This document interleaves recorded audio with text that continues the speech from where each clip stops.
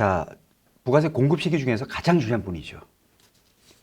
완성도 기준지급 조건부 공급과 중간지급 조건부 공급.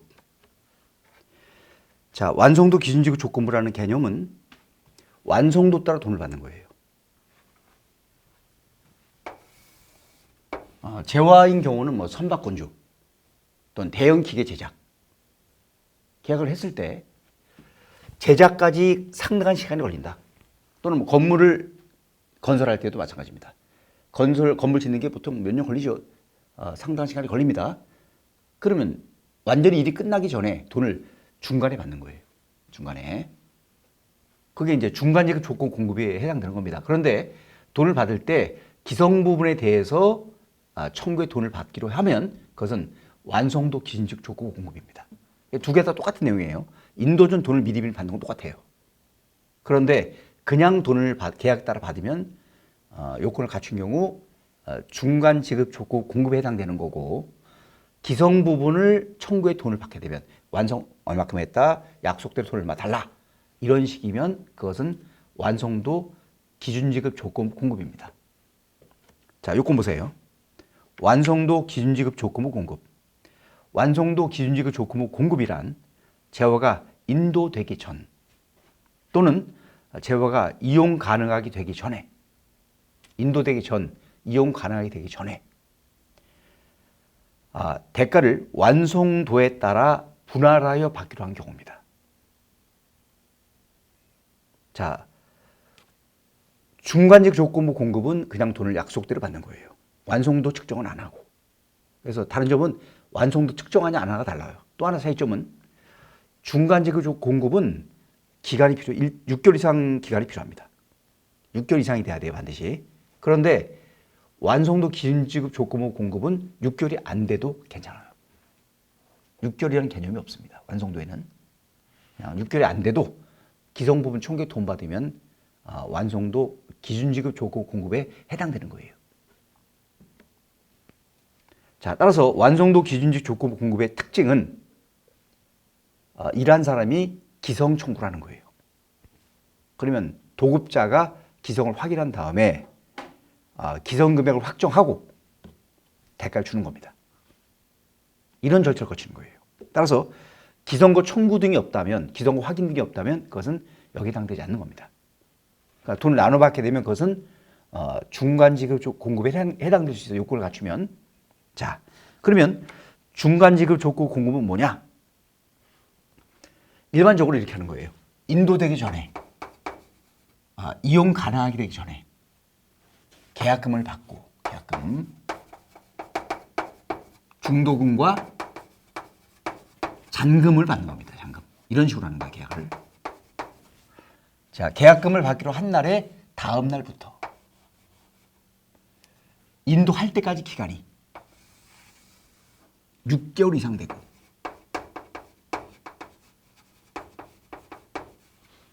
그 기간 이내에 계약금을 제외한, 계약금은 받은 다음 날부터 시작했기 때문에 이건 해당되지 않는 겁니다. 계약금 외의 대가를 중도금, 잔금 분할해 받을 것. 이런 거래가 중간 지급 조건부 공급입니다. 자, 요건 잘 기억하세요. 계약금을 받기로 한 날에 다음 날부터 언제까지죠? 인도할 때까지 기간, 이용 가능할 때까지 기간, 건설이면 완성 때까지 기간, 뭐 준공검사 같은 거죠. 그 기간이 6개월 이상 되고, 그 기간 이내에 계약금 외의 대가를 분할해 받을 것. 이것처럼 중도금, 잔금, 이렇게. 따라서 계약금 받고 잔금만 받는 거래, 그건 이게 아니죠. 대가를 분할하지 않았잖아. 또는 아무리 이렇게 했다 하더라도 6개월 미만인 거래 해당되지 않는 거예요. 자, 두 번째 중간지급 조건은 두 개가 더 있습니다. 이건 첫 번째 거고, 두 번째는 정부 일을 할 때, 정부에 어떤 물건을 납품하거나 어떤 공사를 해요. 그럼 정부가 돈을 선급금을 주는 경우가 있어요. 선급. 그건 전부 다 여기에 해당되는 걸 보는 거예요. 따라서 세금계산서를 발급할 수 있습니다. 받기로 한 날에 발급 가능해요.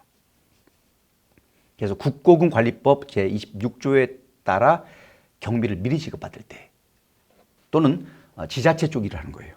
지방회계법에 따라서 돈을 미리미리 받을 때, 성급 받을 때, 요 두 가지 모두 요것도 다 중간지급 조건부에 해당되는 겁니다.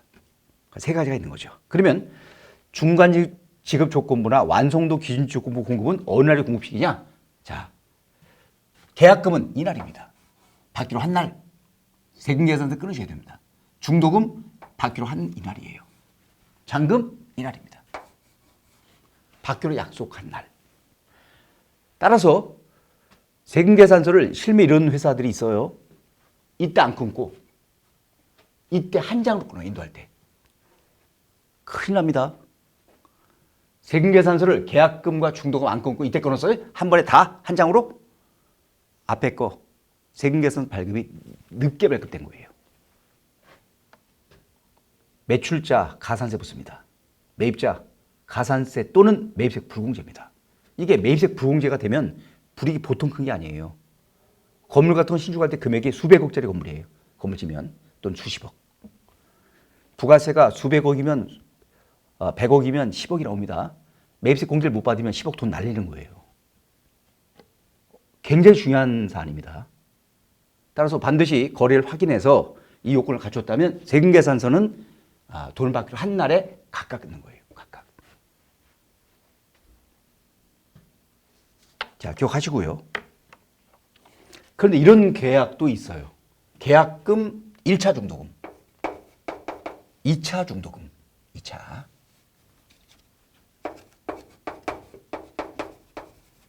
마지막 남은 돈 잔금은 인도 후에 받기로 한 거예요. 잔금.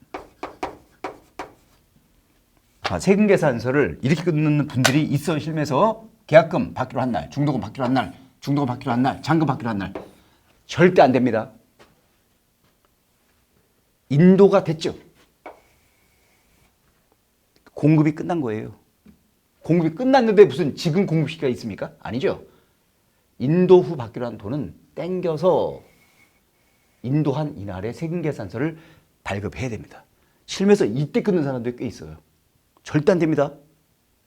그래서 주의할 점은 돈 받기로 한 날을 끊는 게 맞지만 인도된 후에 받기로 한 돈, 이용 가능한 다음 받기로 한 돈, 건물 건설할 때 준공검사 끝난 다음에 받기로 한 돈 땡겨서 마지막 공급이 이루어진 시점에서 다 끊는 거예요. 받지 못한 돈은 전부 다 한 번에. 자, 기억하시고요. 사례가 나오네요. 사례 1. 2월 28일 계약금, 5월 31일 1차 중도금, 7월 31일 2차 중도금. 잔금 받고 인도한다. 자, 요건 갖췄나요?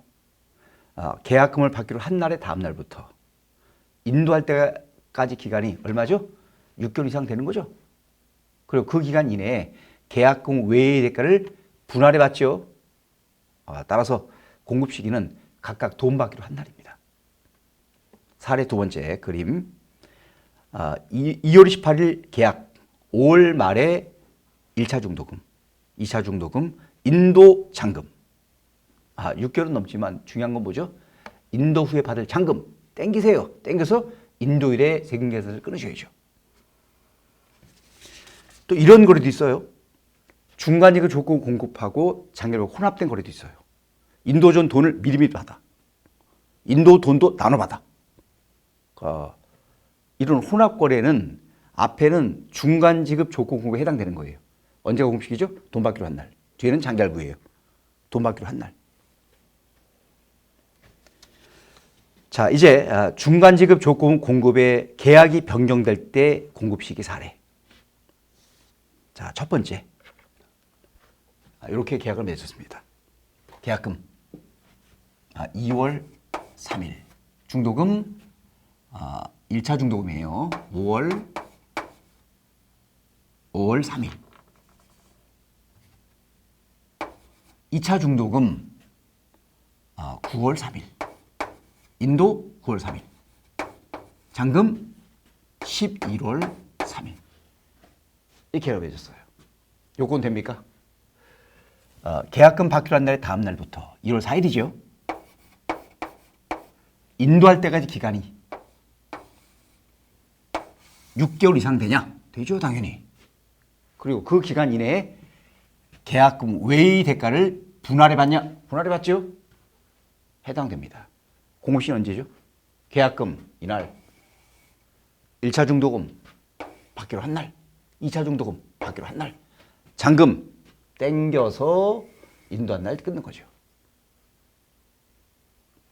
자, 그런데 그쪽 업체에서 연락이 온 거예요. 사장님, 이때쯤 연락이 왔어요. 날짜 좀 중도금, 1차 중도금 날짜를 한 달만 늦춰요. 6월 3일로. 2차 중도금도 한 달만 늦출게요. 10월 3일로. 인도도 하루만 한 달 늦춰주세요. 10월 3일로. 잔금도 한 달 늦출게요. 이렇게 한 달씩 기간을 늦추기로 한 거예요. 역시 변경된 계약에 의해서도 중간 지급 공급인 건 맞는 거죠? 요거는 갖춘 겁니다. 공급시는 언제죠? 계약이 바뀌었어? 바뀐 계약 따라 판단하는 거예요. 이날 1차 중도금, 2차 중도금 이날. 잔금 땡겨서 이날 끊어야죠. 인도 시점에서 그렇게. 그래서 계약이 바뀌면 바뀐 계약에 따라 판단하는 겁니다. 자, 또 하나 주의할 점은 이렇게 하는 경우도 있어요. 계약금을 받은 상태인데 이때 가서 연락이 온 거예요. 사장님, 물건이 급해서 그러는데 저희가 돈을 다 드릴게요. 물건 바로 주세요. 그래서 1차 중도금, 2차 중도금, 잔금을 다 받으면서 물건을 넘겨준 거예요. 이날이 공급시기죠. 인도한 날. 이건 더 이상 이런 조건이라면 변경된 계약 하에서는 중간 지급 공급이 아닌 거죠. 인도한 날이 공급시입니다. 계약이 바뀌었을 때 바뀐 조건이 여기에 해당되지 않는다면 일반 원칙에 따라 판단하는 거예요. 또 하나, 중간 지급 조건부로 계약을 했습니다. 중간에 재화를 인도했다. 인도 받기로 한 돈, 2차 중도금, 잔금 땡기세요. 땡겨서 다 이날 인도 시점에서 세금 계산을 끊으셔야죠. 자, 세 번째, 중간 지급 조건부로 제공하는 건설 용역인데 조기 준공된 거예요. 조기 준공돼서 6개월 미만이 됐다. 이미 세금에서 끊었습니까? 앞에 거? 그건 적법이에요. 괜찮아. 그리고 준공된 후에 끊기로 한 건 땡겨서 공급 끝났죠? 준공된 날짜에 끊으셔야죠. 땡겨서. 자, 네 번째, 이런 케이스가 있어요. 계약금, 중도금, 잔금, 인도. 그런데 계약금을 받기로 한 날이 2월 3일이고 중도금은 4월 3일, 잔금은 6월 3일입니다. 인도 6월 3일. 인도 잔금하고 바로 인도하기로 한 거예요. 이거는 중간 지급 조건 공급이 아니죠. 왜? 6개월이 안 되잖아, 이게. 4개월밖에 안 되죠. 자, 계약금을 받았습니다. 이날이 공급시기 아닙니다. 공급시기는 인도한 날의 공급시기예요. 일반 기준이기 때문에. 다만 계약금 받을 때, 돈을 받을 때 선발급해도 되긴 돼요. 세금계산을 받은 돈에 대해서는. 그건 다 뒤에 특례 나옵니다. 근데 일단 회사는 안 끊었어요. 원칙대로 하셨네요. 세금계산은 이때 한 장을 그럼 내는 거예요. 일반 공급이라서. 그런데 이때 와서 계약을 바꾼 거예요, 둘이. 인도하는 날짜를 좀 돈 주는 날짜도 미루자, 뒤로. 뒤로 늦춘 거예요. 2달씩 늦췄어요. 6월 3일로. 잔금을 8월 3일로. 인도도 늦추고. 늦춰서 이렇게 늦춰서 8월 3일.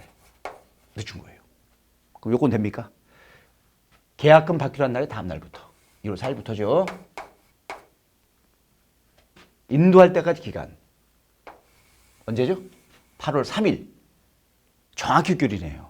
왜냐하면 이날부터 시작했기 때문에 초일 산입입니다. 초일 산입하면 그 6개월 후 끝난 날의 전날로 만료되는 거예요. 6개월이. 딱 정확히 6개월이죠. 6개월 이상이니까 6개월도 포함하는 거죠. 딱 정확히 6개월이네요. 네. 자, 이렇게 바뀐 거 이때 계약 변경.